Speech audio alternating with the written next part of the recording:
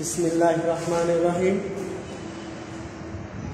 প্রিয় শিক্ষার্থীবৃন্দ, আজকের অনলাইন ক্লাসে তোমাদেরকে স্বাগতম। তোমরা ইতিমধ্যে জেনেছ যে গতকাল থেকে আজকে থেকে আমাদের অ্যাসাইনমেন্টের কাজ শুরু। তো আগামীকাল সবাই কলেজে সকাল 10টা মধ্যে কলেজে আসবা।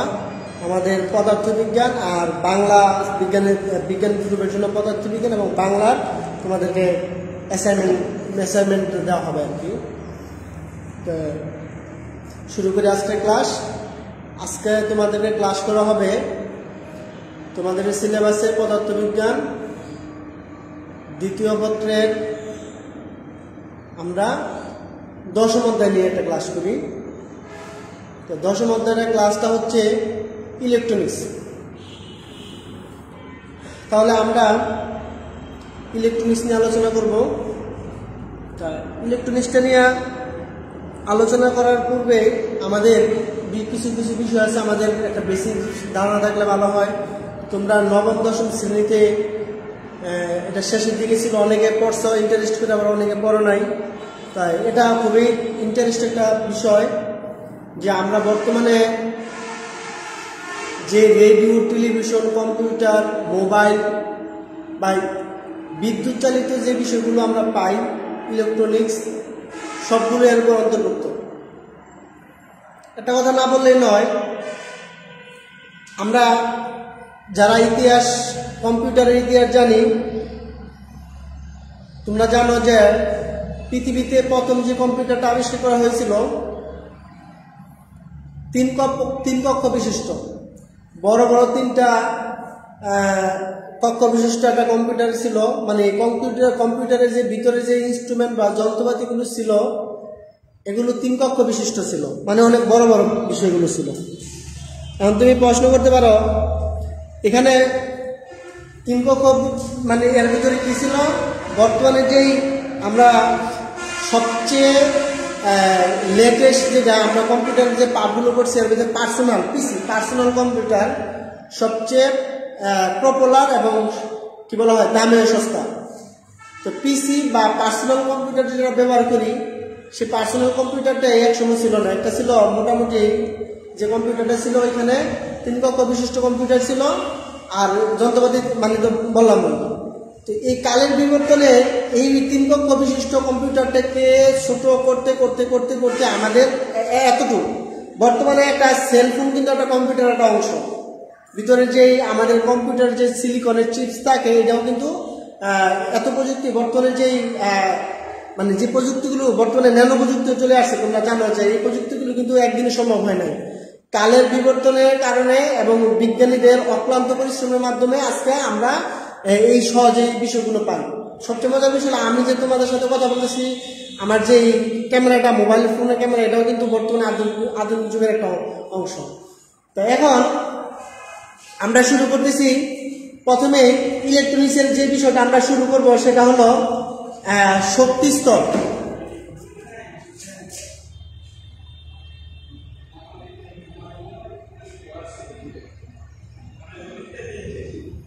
শক্তি স্তর সম্বন্ধে যদি আমরা ধারণা নেই, তাহলে আমরা প্রথমেই যেটা বলতে হবে সেটা হলো বোরের পরমাণু মডেলের যে শক্তি স্তরটা ছিল, আমরা মনে আছে যে 2 এর মান 1, 2, 3, 4, 5 প্রভৃতি মানগুলো। তাহলে আমরা n এর মান যখন 1 হবে, অর্থাৎ n সমান 1 হলে 2 পূরণ 1 স্কয়ার সমান 2, n সমান 2 হলে 8, n সমান 3 হলে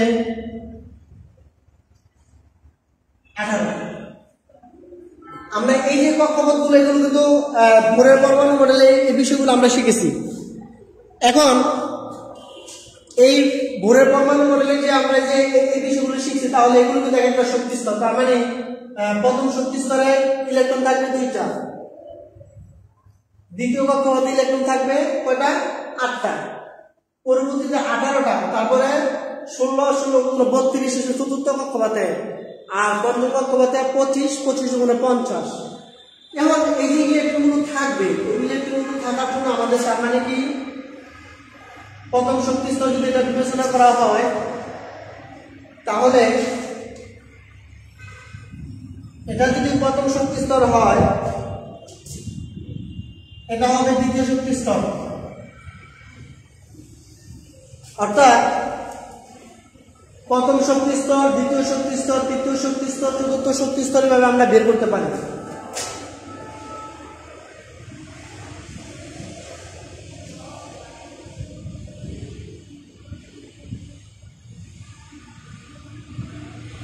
তাহলে শক্তি স্তরগুলো আমরা পাইলাম, প্রথম শক্তি স্তর, দ্বিতীয় শক্তি স্তর, তৃতীয় শক্তি স্তর, এভাবে আমরা ধাপে ধাপে কি করতে পারি শক্তি স্তরের সম্বন্ধে ধারণা নিতে পারি। আবার আমরা জানি পরমাণুগুলো নিম্ন শক্তি স্তর থেকে শক্তি গ্রহণ করে উচ্চ শক্তি স্তরে গ্রহণ লাভ দিয়ে উপরে ওঠে, আবার শক্তি বিকিরণ করে উপর শক্তি স্তর থেকে কি করে নিম্ন শক্তি স্তরে চলে আসে। মানে আমাদের ফিজিক্সের যে বিষয়টা আসে শক্তি স্তরগুলো আমরা নিয়ে কাজ করব। তাহলে শক্তি স্তর সম্বন্ধে একটা ধারণা দিলাম। এবার চলো আমরা শক্তি স্তর মানে ব্যান্ড, শক্তি স্তর মানে হচ্ছে আমাদের ব্যান্ড।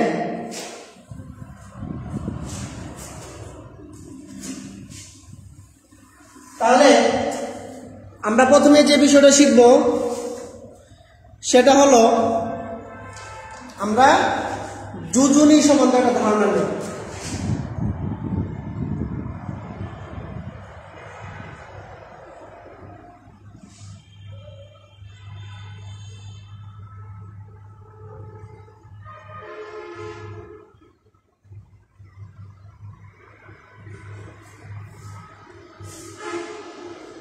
পরমাণুর সর্বশেষ শক্তি স্তরে ইলেকট্রনগুলোকে যোজনী বলা হয়। আমরা রসায়নে ভালো করে শিখেছি পরমাণুর সর্বশেষ শক্তি স্তরে যে ইলেকট্রনগুলো থাকে তাকে বলি আমরা যোজনী, আর যোজনী যে শক্তি স্তরে বিদ্যমান থাকে তাকে বলা হয় যোজন ব্যান্ড বা যোজন শক্তি স্তর। আমি আবার বলি, পরমাণু সর্বশেষ শক্তি স্তরে যে ইলেকট্রনগুলো থাকে তাকে বলা হয় যোজনী। তোমরা রসায়নে যারা পড়ছে এগুলো বুঝবা।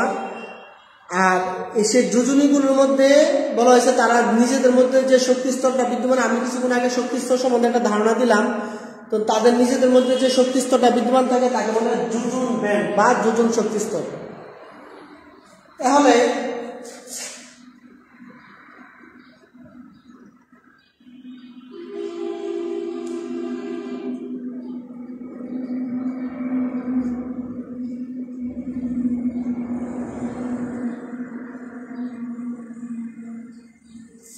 পরিবহন ইলেকট্রন ও পরিবহন ব্যান্ড আমরা কি শিখব, যে যোজনী সম্বন্ধে আমরা একটা ধারণা তোমাদেরকে দিলাম যে যোজনী কাকে বলে, পরমাণুর সর্বশেষ শক্তি স্তরে যে কি বলা হয়েছে ইলেকট্রনটা থাকে তাকে যোজনী বলা হয়। এখন সর্বশেষ শক্তি স্তরে যে ইলেকট্রনটা থাকে তারা সবাই কিন্তু রাসায়নিক বিক্রিয়া অংশগ্রহণ করে না, এটা তোমরা জানো। সর্বশেষ শক্তি স্তরের মধ্যে যারা রাসায়নিক বিক্রিয়া অংশগ্রহণ করে তাদের বলা হয় পরিবহন ইলেকট্রন, অযুগ্ম, অর্থাৎ সর্বশেষ শক্তি স্তরের যে অযুগ্ম ইলেকট্রনগুলো বা বেজোর ইলেকট্রনগুলো থাকে যারা রাসায়নিক বিক্রিয়া অংশগ্রহণ করে তাদেরকে বলা হয় পরিবহন ইলেকট্রন। আর পরিবহন ইলেকট্রনগুলো যে শক্তি স্তরের মাধ্যমে বিদ্যমান থাকবে তাকে বলা হয় পরিবহন ব্যান্ড। তাহলে আমরা মোটামুটি একটা ধারণা তোমাদের দিতে পারলাম, অর্থাৎ যোজনী কাকে বলে, যোজন ব্যান্ড কাকে বলে, পরিবহন ইলেকট্রন কাকে বলে, আর পরিবহন ব্যান্ড কাকে বলে, আমরা এই সম্বন্ধে একটা ধারণা তোমাদেরকে দিলাম। এবার চলো আমরা এর পরের অংশে চলে যাই। পরের অংশটা হলো ব্যান্ড তত্ত্বের আলোকে। আমি প্রশ্নটা একটু লিখে নিই আমার সুবিধার জন্য।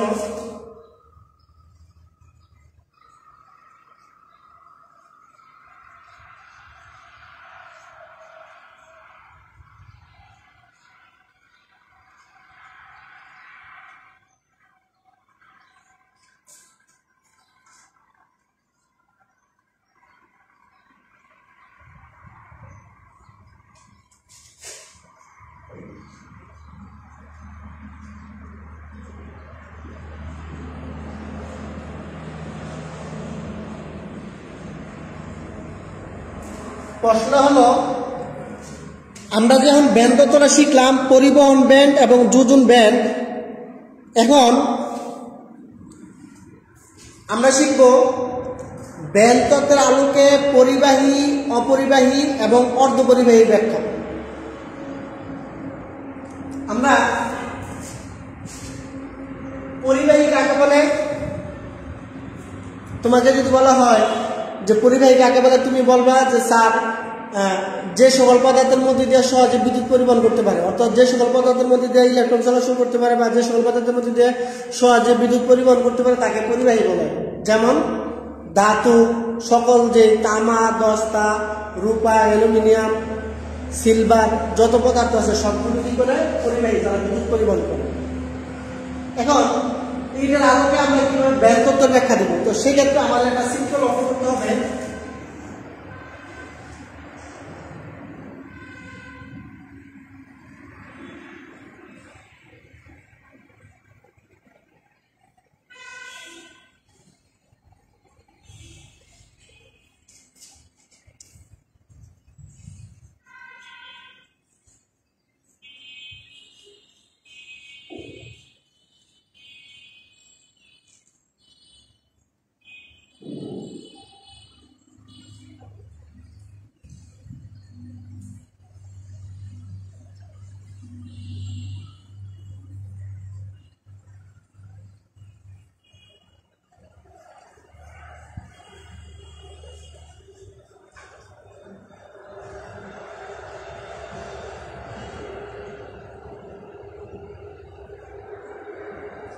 অর্থাৎ তোমরা যদি ভালো করে চিত্রটা লক্ষ্য করো,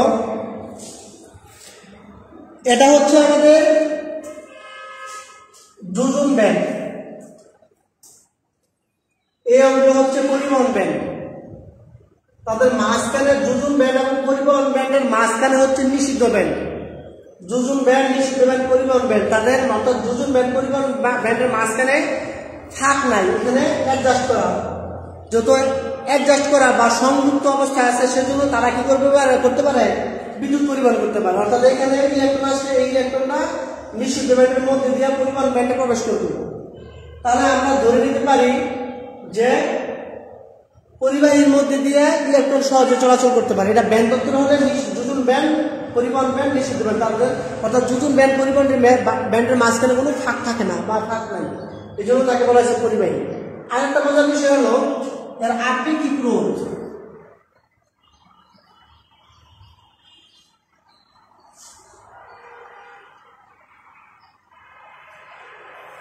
এর আপেক্ষিক রোধ হলো 10 ওহম মিটার। আপেক্ষিক রোধটাকে নিশ্চয় আমরা নবম দশম শ্রেণীতে পড়ে আসছি। একক দৈর্ঘ্য, একক প্রস্থের ক্ষেত্রফল বিশিষ্ট কোনো পরিবাহী রোধকে আপেক্ষিক রোধ বলা হয়। তাহলে এই যে একক দৈর্ঘ্য এবং একক প্রস্থের ক্ষেত্রফল বিশিষ্ট পরিবাহী রোধ বাধা দিবে, সে বাধা দিতে পারবে না। অর্থাৎ এখানে 10 উপর 10 মানে কিন্তু 1 কোটি, 1 কোটি পরমাণুর মধ্যে বাধা দিতে পারবে একটা, আর সবগুলো কি করবে, তারের মধ্যে দিয়ে পরিবহন করবে। সেজন্য বাধাটা নির্ধারিত দিবে, জন্য কি করতে পারে না, বাধা দিতে পারবে না। এটা হচ্ছে আমাদের পরিবাহীর ব্যাখ্যা। এখন আমি যদি নিয়ে আসি অপরিবাহী পদার্থ,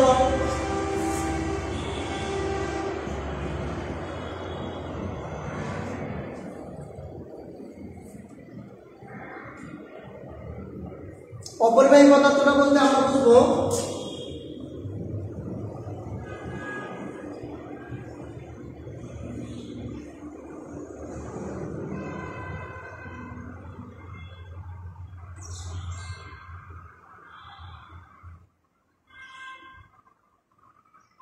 অর্থাৎ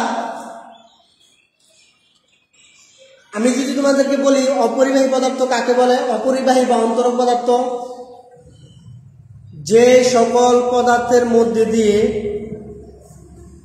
সহজে বিদ্যুৎ পরিবহন করতে পারে না। আমি আবারও বলি, যে সকল পদার্থের মধ্যে দিয়ে সহজে বিদ্যুৎ পরিবহন করতে পারে না তাকে বলে অপরিবাহী বা অন্তরক পদার্থ। যেমন মাটি, কাঠ, কয়লা, রাবার। মাটিটাকে আমরা পরিবাহী মনে করতে পারবো, কিন্তু ভিজা মাটি, শুকনো মাটি না। কয়লা, রাবার, প্লাস্টিক প্রভৃতি এগুলোর মধ্যে দিয়ে সহজে বিদ্যুৎ পরিবহন করতে পারে না।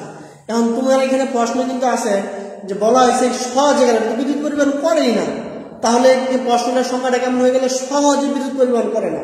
তার মানে এটার মধ্যে দিয়ে যদি আমি প্রক্রিয়াগতভাবে কোনো প্রক্রিয়া করতে পারি তাহলে এর মধ্যে দিয়ে বিদ্যুৎ পরিবহন করে, এটা আমরা পূর্ববর্তীতে শিখি।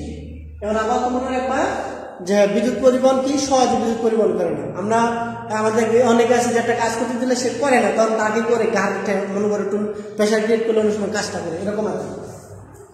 আর এখানে দুজন ব্যান্ড পরিবহনের ব্যান্ডের মাঝখানে বড় ধরনের একটা ফাঁকা আছে, নিষিদ্ধ ব্যান্ড যে অংশ আছে সেই নিষিদ্ধ ব্যান্ডের অংশটা এখানে ফাঁকা আছে।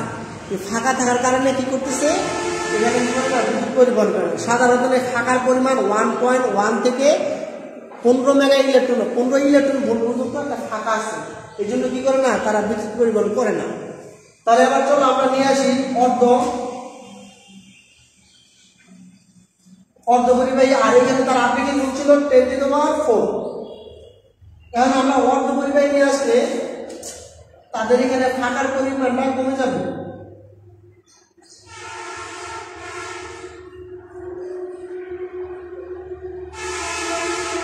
অর্ধপরিবাহী কি, যে সকল পদার্থের মধ্যে দিয়ে আংশিক বিদ্যুৎ পরিবহন করে আর আংশিক বিদ্যুৎ পরিবহন করে না, মাঝামাঝি অবস্থায়। যে সকল পদার্থের মধ্যে দিয়ে আংশিক বিদ্যুৎ পরিবহন করে আর আংশিক বিদ্যুৎ পরিবহন করে না, অর্থাৎ দুইটার সমন্বিত ধর্ম। আমরা প্রথম ধর্মটা পরিবাহীতে শিখেছিলাম যে বিদ্যুৎ পরিবহন করে, আর অপরিবাহী পদার্থের মধ্যে পড়েছিলাম বিদ্যুৎ পরিবহন করে না। তার দুইটা কিন্তু দুই মেরু, অর্থাৎ পরস্পর বিপরীত। এখন তাদের মাঝখানে বলা হয়েছে কি যে আংশিক বিদ্যুৎ পরিবহন করে আর আংশিক বিদ্যুৎ পরিবহন করে না, এই জন্য এই ধর্মটা হচ্ছে অপরিবাহী পদার্থ, এবং এটা নিয়ে আমাদের আজকের আলোচনা। তাহলে আর এর আপেক্ষিক ভোল্টের মান 10⁴, অর্থাৎ মাঝামাঝি আংশিক বিদ্যুৎ পরিবহন করবে, আংশিক বিদ্যুৎ পরিবহন করবে না। তাহলে তোমাদেরকে মোটামুটি একটা ব্যান্ড তত্ত্বের সাহায্যে একটা ধারণা তোমাদেরকে দেওয়া হলো, আশা করি তোমরা বুঝতে পেরেছ। এবার আমরা পরের অংশ চলে যাই।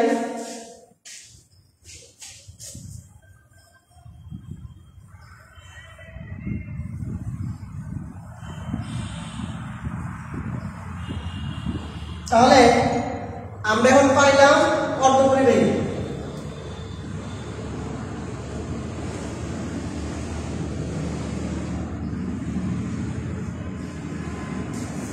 ফিজিক্সের ভাষায় আমরা কি যেমন এই চ্যাপ্টারের মূল অংশে আস্তে আস্তে প্রবেশ করতেছি। অর্ধপরিবাহীটা হলো আমরা শিখছিলাম যে আংশিক বিদ্যুৎ পরিবহন করে, আংশিক বিদ্যুৎ পরিবহন করে না।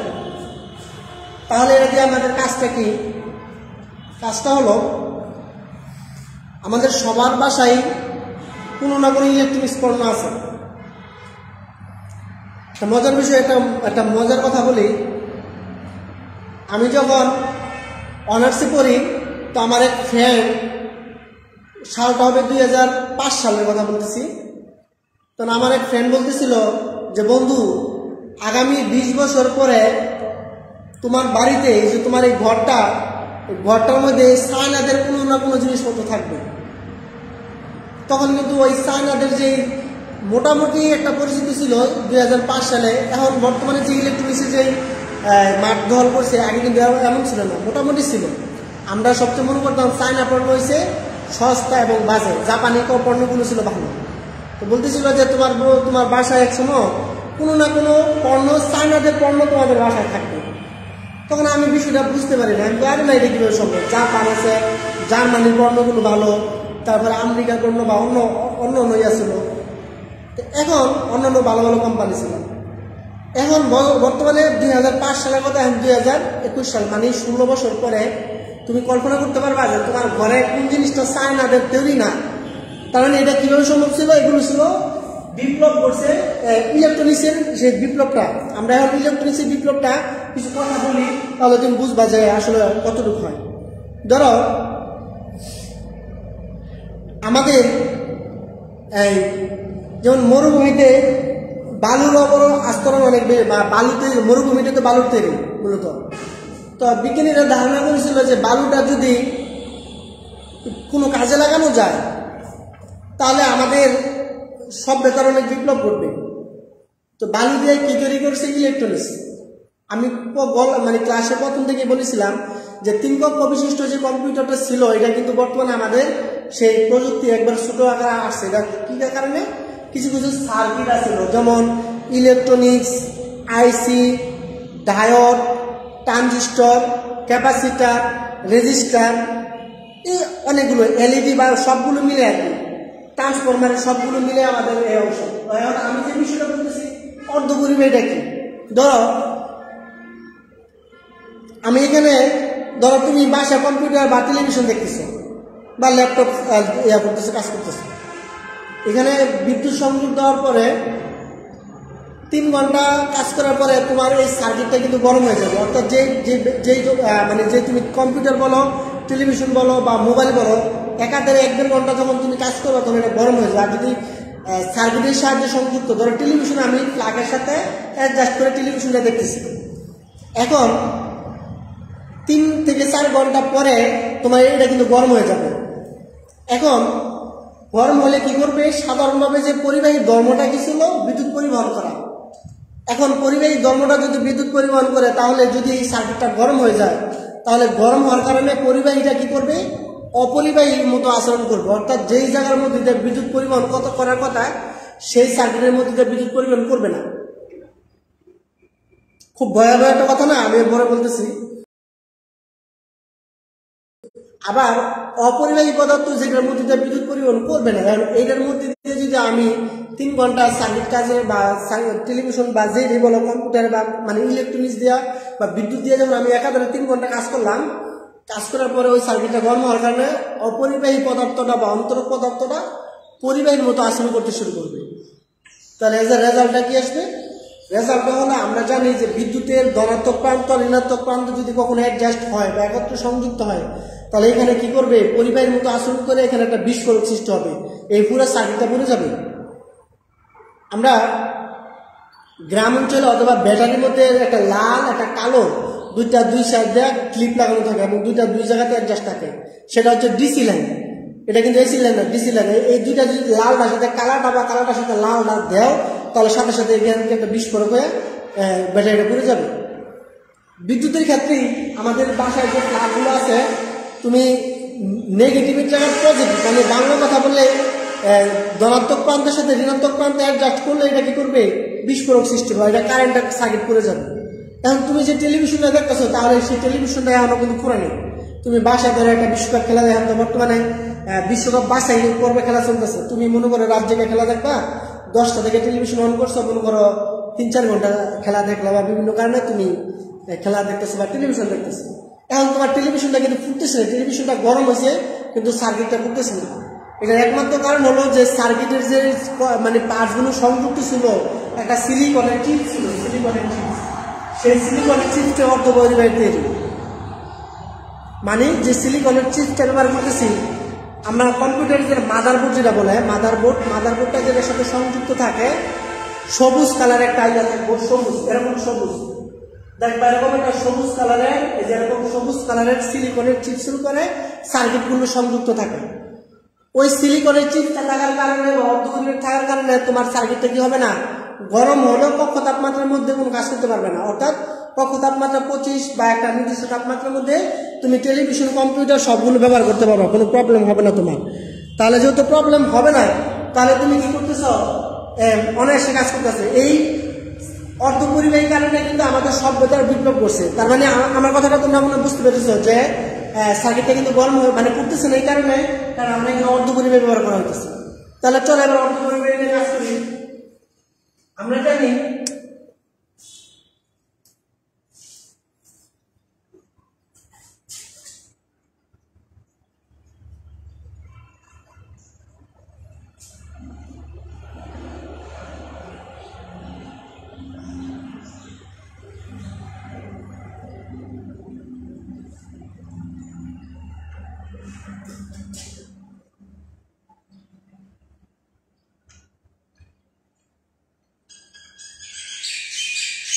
অর্থাৎ অর্ধপরিবাহীটাকে আমরা দুইটা ভাগে ভাগ করতে পারি, একটা হচ্ছে বিশুদ্ধ অর্ধপরিবাহী আর একটা হচ্ছে অবিশুদ্ধ অর্ধপরিবাহী। বিশুদ্ধ অর্ধপরিবাহী কাকে বলে? যে অর্ধপরিবাহীতে কোনো ভেজাল যুক্ত থাকে না, কথাগুলো ভালো করে নিবা, তাহলে বুঝতে পারবা।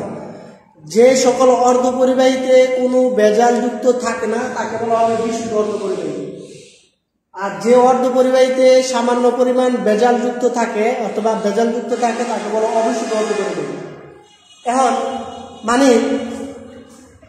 ভেজাল যুক্ত করাটা মানে এখানে আমরা এখানে আপেক্ষিক বা এখানে যে ব্যবহার করতেছে ভাষাটা, এটা মনে হইতেছে খুব খারাপ জিনিস, ঠিক না?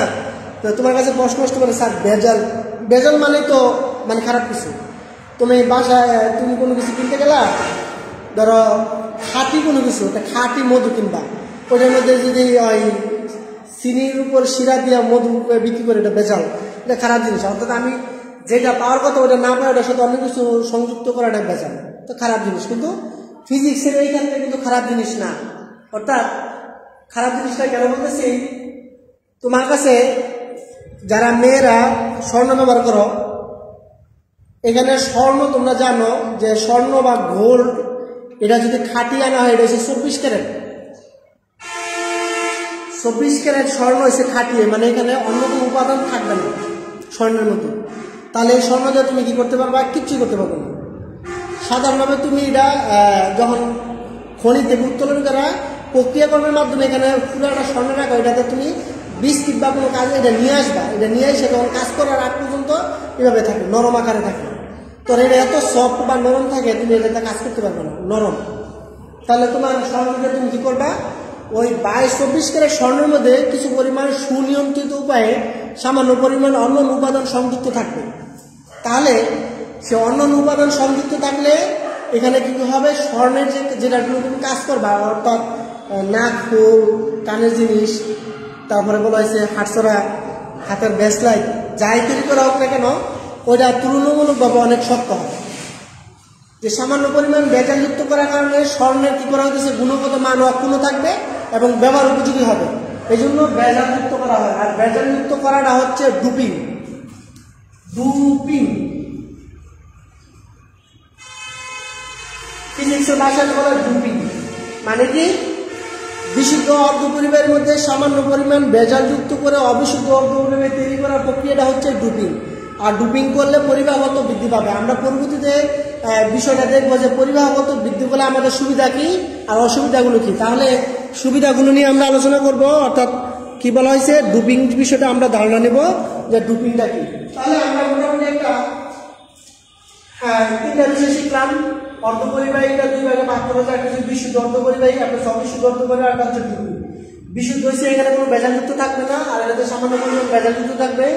বিশুদ্ধ অর্ধপরিবাহীকে সামান্য পরিমাণ ভেজালযুক্ত করার প্রক্রিয়াটা হচ্ছে ডুপিং।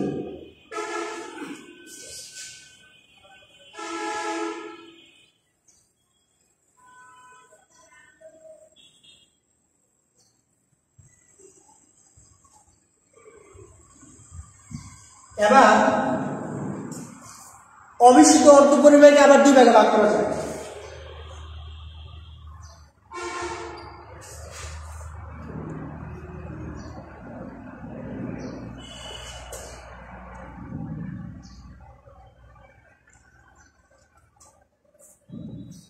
অর্থাৎ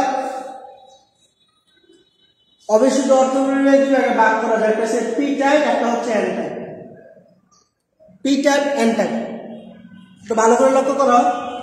পি টাইপ, এন টাইপ নবম দশম শ্রেণীতে পড়ে আসছি। তারপর আমরা বলি পি টাইপটা কি, এন টাইপটা কি।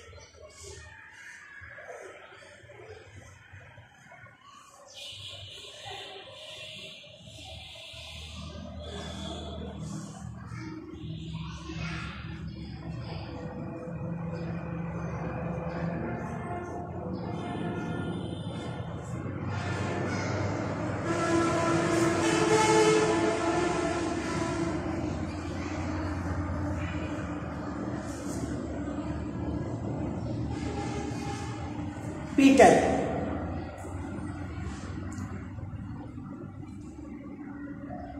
চতুর্থ গ্রুপের মূলগুলোর সাথে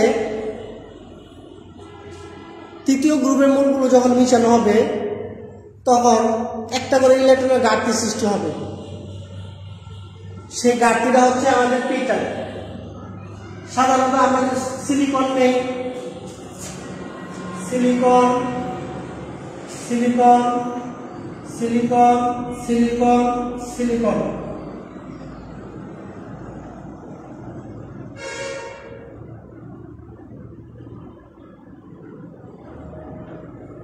আর যদি আমি এখানে অ্যালুমিনিয়াম নেই, সিলিকন আর অ্যালুমিনিয়াম, সিলিকনের সর্বশক্তি স্তরে কয়টা করে ইলেকট্রন থাকে? 4টা করে ইলেকট্রন থাকে।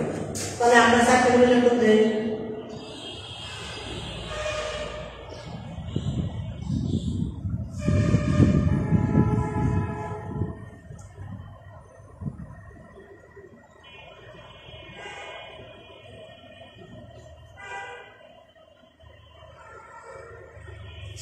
তাহলে সিলিকনের সর্বশেষ শক্তি স্তরে কয়টা করে? 4টা ইলেকট্রন আছে। এখানে অ্যালুমিনিয়ামের সর্বশেষ শক্তি স্তরে আছে 3টা ইলেকট্রন।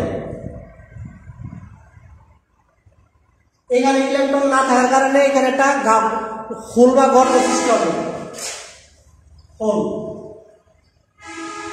তাহলে চতুর্থ পর্যায়ের মূলগুলোর সাথে যখন তৃতীয় পর্যায়ের মূলগুলো মিশামো তখন তাদের মধ্যে একটা করে ইলেকট্রনের ঘাটতি সৃষ্টি হবে। সেই ইলেকট্রনের ঘাটতি সৃষ্টি হওয়ার কারণে এখানে কি হবে? হোল সৃষ্টি হবে, হোল। আজকের ক্লাসটা আমরা এতটুকু রাখবো, ইনশাল্লাহ ধাপে ধাপে বাকি ক্লাসগুলো করা হবে। আর ইলেকট্রনিক সাপ্লাইটা খুবই ভালো, তুমি বুঝলে অনেক কিছু শিখতে পারবে আর কি। যারা বুয়েটে পড়বা তাদের জন্য এই টপিকটা অনেক খুবই গুরুত্বপূর্ণ। তাহলে ইনশাল্লাহ পরবর্তীতে ক্লাসে দেখা হবে। আমি আবারও বলি, তোমাদের কিন্তু আগামীকাল কলেজে আসতে হবে। সবাই কলেজে আসবা ইনশাল্লাহ সকাল 10টার মধ্যে। তোমাদের অ্যাসাইনমেন্টের কাগজপত্র নিয়ে যাবা। সবাই চলে আসবে 10টার মধ্যে ইনশাল্লাহ। আমি থাকবো, আল্লাহ যদি তৌফিক দেয়।